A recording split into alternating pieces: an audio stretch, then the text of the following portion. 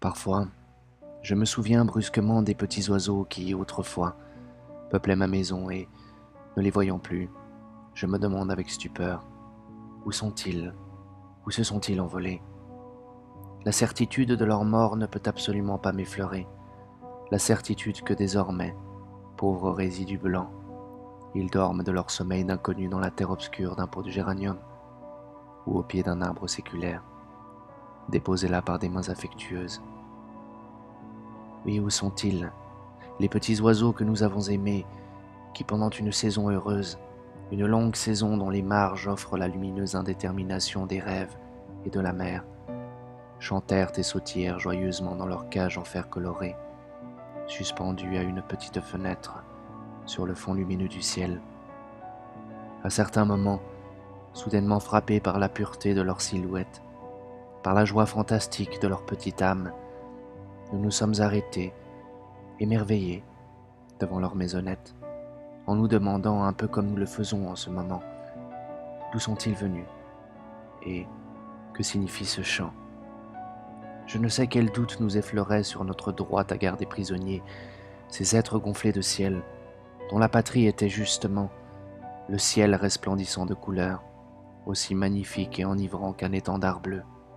Doute malheureusement, vite réprimé, car, semblable à l'enfant dont l'amour est aveugle, nous sentions que même s'il ne nous appartenait pas de son plein gré, cet être gonflé de ciel nous appartenait de droit, de même que l'eau appartient à celui qui est assoiffé. Petite tête grise tachée de rouge, elle dont les plumes minuscules, lisses et droites, semblaient sorties d'un feu liquide ou d'un bain d'or et de turquoise. Menues ailes jaunes, poitrine rouge, fin plumage sur lequel jouaient le violet et le bleu d'un ciel d'orage. Dans ma maison sont sans doute passés au moins 100 chardonnerets, car dès que l'un d'eux mourait, on en prenait aussitôt un autre, mes parents trouvant cruelle la vision de la cage vide, du millet épars, des feuilles de salade jaunies entre les barreaux. Ainsi, celui qui la veille, spectacle douloureux, avait incliné dans la main de ma mère sa petite tête innocente, semblait à présent ressuscité grâce à la pitié du bon printemps, et déjà, avec une hardiesse gracieuse, il sautillait de l'un à l'autre des deux fins roseaux traversant la cage, becquetait la salade, ou bien, descendu d'un seau au bord de la petite baignoire, plongeait la tête dans l'eau limpide. Avec quelle gaieté enfantine, quelle allégresse! De minuscules gouttelettes jaillissaient alentour, sur le visage des spectateurs amusés. Une fois remonté de là d'un vol léger sur son fin roseau, et après s'être prestement et soigneusement essuyé, tout heureux, le petit être entonnait ses chants. Il en connaissait de délicieux. C'était ce chant, son divin travail. Mais je me souviens encore d'autres bons animaux qui furent pour nous les simples et chers amis d'un temps indéfinissable. Et, comme pour les oiseaux, je me demande avec stupeur, où sont-ils allés? Où donc? Et qu'est-il advenu d'eux? Car dans sa logique, je trouve vraiment trop cruelle l'idée qu'ils gisent sans souffle, pauvres restes corrodés dans la terre noire, au pied d'un arbre revêtu d'un nouveau vert, sous le ciel miraculeusement pur du printemps. Oh, les bons chiens!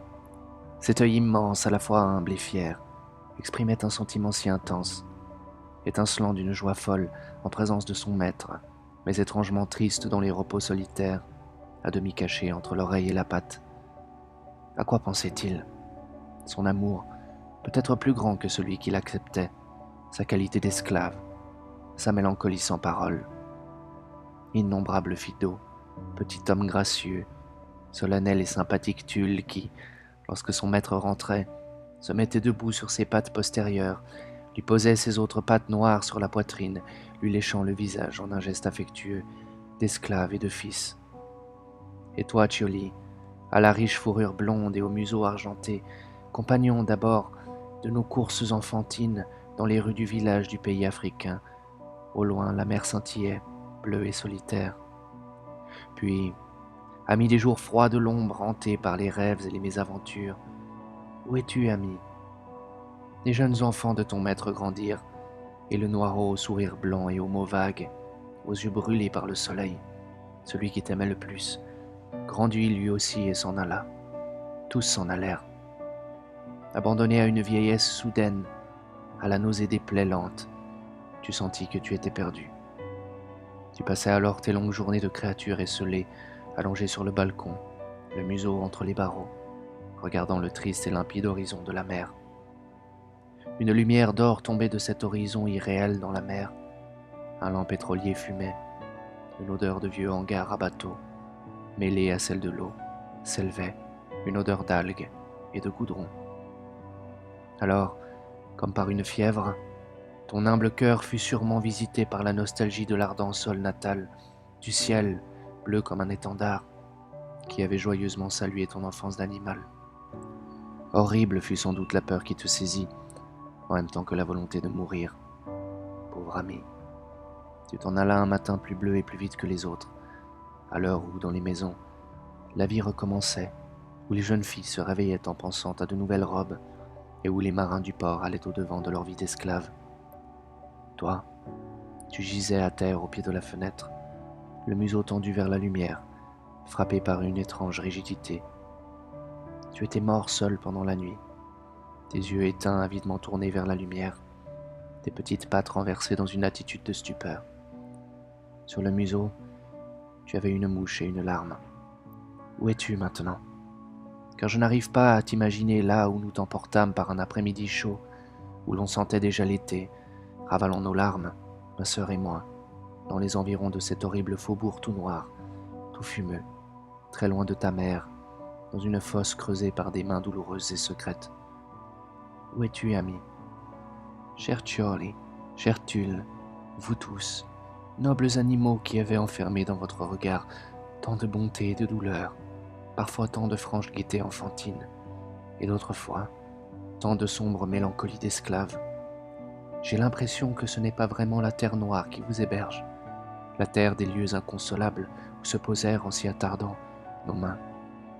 Mais je ne sais quelle route ouverte vers l'horizon accompagne votre cheminement, qui jamais n'aura de fin, de même que n'en a pas celui de la douleur sans péché, de la passion sans mots, de la générosité sans espoir.